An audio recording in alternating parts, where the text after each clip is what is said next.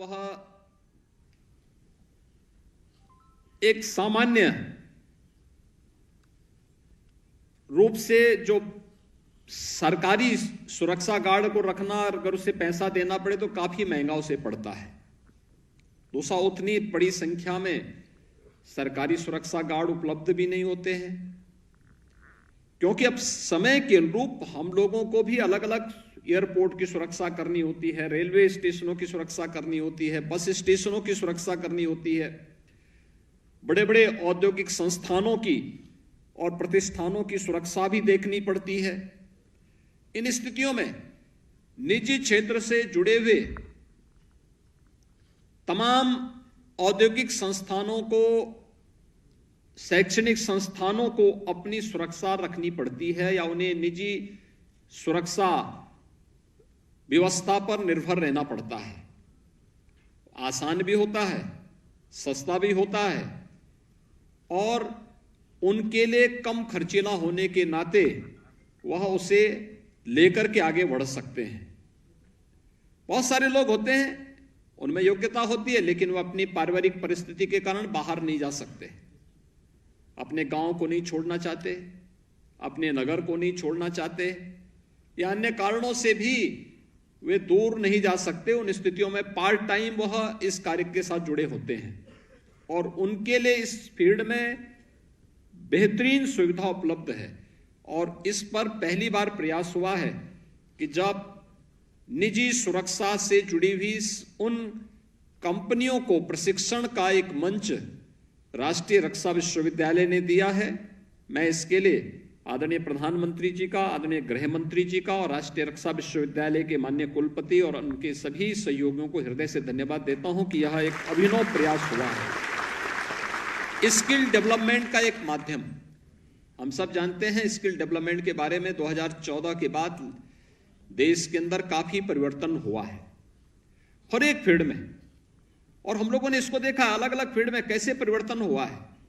हम लोगों ने प्रदेश के अंदर स्किल डेवलपमेंट की ही तर्ज पर एक कार्यक्रम प्रारंभ किया था, विश्वकर्मा श्रम सम्मान की योजना का। मैं देखता था गांव में नाऊ है, धोबी है, मोची है, कुम्हार है या कोई भी इस प्रकार के अन्य अलग अलग प्रकार की जो हस्तशिल्पी और कारीगर थे, उनके स्किल को पहले कोई सम्मान नहीं मिल पाता था, क्योंकि वह परंपरागत कार्य के साथ जुड़े हुए थे। पिता राजमिस्त्री है, बेटा भी राजमिस्त्री हुआ।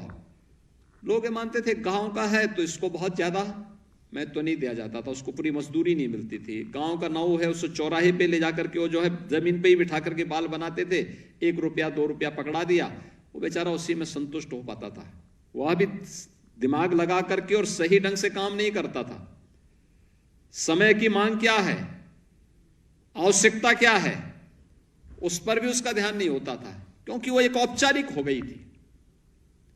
लेकिन जब विश्वकर्मा श्रम सम्मान के माध्यम से हम लोगों ने कहा कि नहीं, इनको हम लोग 12 दिन 15 दिन का प्रशिक्षण देंगे, प्रशिक्षण के दौरान चूंकि प्रत्येक दिन काम करने वाले लोग हैं, प्रशिक्षण के दौरान इनको मानदेय भी देंगे, और जब इनकी ट्रेनिंग पूरी होगी तो इनको सर्टिफिकेट के साथ साथ टूल किट भी उपलब्ध कराएंगे, और टूल किट के बाद इन्हों बैंकों से जोड़ करके बैंकों से सस्ते दाम पर लोन दिलाएंगे और उसमें सरकार अपनी कुछ सब्सिडी भी देगी। तो आज मैं देखता हूं कि ऐसे हजारों परिवारों को मैंने खुशहाली के साथ स्वावलंबन की ओर अग्रसर कर बढ़ते हुए भी देखा है। जो व्यक्ति कल तक अपनी पैंट की पीछे की जेब में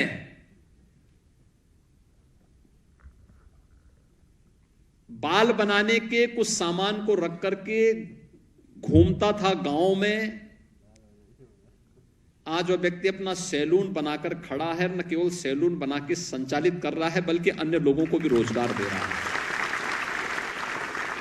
यही है प्रधानमंत्री जी का विजन, जो स्किल डेवलपमेंट के माध्यम से उस व्यक्ति के हुनर को मंच देते हुए सम्मानजनक स्वावलंबन की ओर अग्रसर करने का एक प्रयास।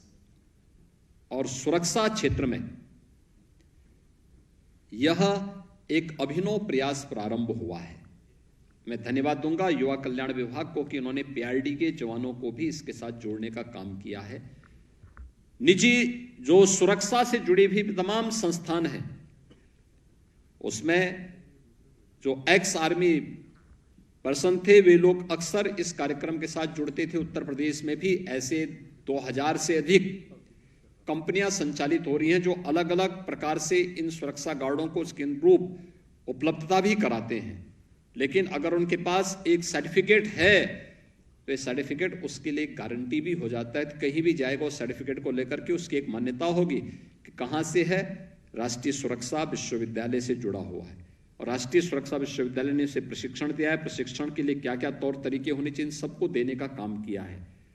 मैं धन्यवाद दूंगा राष्ट्रीय रक्षा विश्वविद्यालय को कि उन्होंने उत्तर प्रदेश में भी अपने क्षेत्रीय कार्यालय की स्थापना की दिशा में एक प्रयास प्रारंभ किया है।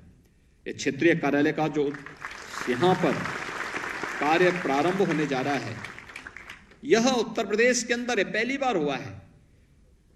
अपराध की प्रकृति के अनुरूप हमें भी समय के अनुकूल अपने आप को आगे बढ़ाना पड़ेगा, ढालना पड़ेगा। साइबर अपराध होते थे, अपराध कहीं से हो रहे हैं। अक्सर होता था व्यक्ति की जब लालच बढ़ती थी तो वही कोई भी फोन करता था। मैं देखता हूं, जब मैं इसके बारे में जानकारी लेता हूं, साइबर अपराध कहां से हो रहा है, पता लग रहा है कि किसी गांव में सुदूर किसी पेड़ के ऊपर बैठ करके वहीं एंटीना लगा करके वहीं से फोन किए जा रहे हैं और वहीं से फोन करते हुए जब कोई व्यक्ति को लालच होता है कि मेरा पैसा अचानक दोगुना हो जाएगा, दोगुना क्या, वो अपना अकाउंट नंबर दे करके वहां से जो पैसा है भी वह भी सब उसका खाली हो जाता है। और ये अक्सर शिकायतें आती थी। उत्तर प्रदेश में एक ही जगह थी थाना। आज हम लोगों ने सभी क्षेत्रीय जो हमारे 18 परिक्षेत्र हैं वहां पर हम इस पर इसकी लैब्स स्थापित कर चुके हैं, इन कार्यक्रमों को आगे बढ़ा चुके हैं। 2017 तक प्रदेश के अंदर फॉरेंसिक लैब हमारे पास मात्र 4 थी, आज बढ़कर के 12 हो चुकी है और 6 पर कार्य चल रहा है। और उत्तर प्रदेश आज अपना पुलिस एंड फॉरेंसिक इंस्टीट्यूट की स्थापना भी यहां पर कर रहा है, जिसमें हम राष्ट्रीय रक्षा विश्वविद्यालय के साथ MOU करने के बाद उन कार्यक्रमों को तेजी के साथ आगे बढ़ा रहे हैं। इस दिशा में अच्छे कैरियर के लिए जो संभावनाएं हैं, उन संभावनाओं को तलाशने के एक माध्यम बन रहे हैं। हमें उसके अनुरूप चलना पड़ेगा और मुझे विश्वास है कि जो ये प्रशिक्षण आज यहां पर संपन्न हो रहा है, यह प्रशिक्षण न केवल इन युवाओं के लिए स्वावलंबन का मार्ग प्रशस्त करेगा, बल्कि उनके रोजगार के लिए उन्हें आगे बढ़ने का एक मौका तो देगा ही, साथ साथ अन्य लोगों को भी योग्य प्रशिक्षण के माध्यम से एक मंच प्रदान करेगा। इस पूरे कार्यक्रम के प्रति अपनी शुभकामनाएं देता हूं और विश्वास व्यक्त करता हूं कि राष्ट्रीय रक्षा विश्वविद्यालय उत्तर प्रदेश गृह विभाग के साथ मिलकर के इन कार्यक्रमों को और तेजी के साथ आगे बढ़ा करके सभी जितने भी एजेंसियां सुरक्षा क्षेत्र में निजी क्षेत्र की जुड़ी हुई हैं, उन सब को भी इस क्षेत्र के साथ जोड़ करके अच्छा मार्गदर्शन प्रदान करने का कार्य करेगा। इस पूरे कार्यक्रम के प्रति मेरी शुभकामनाएं। धन्यवाद। जय हिंद।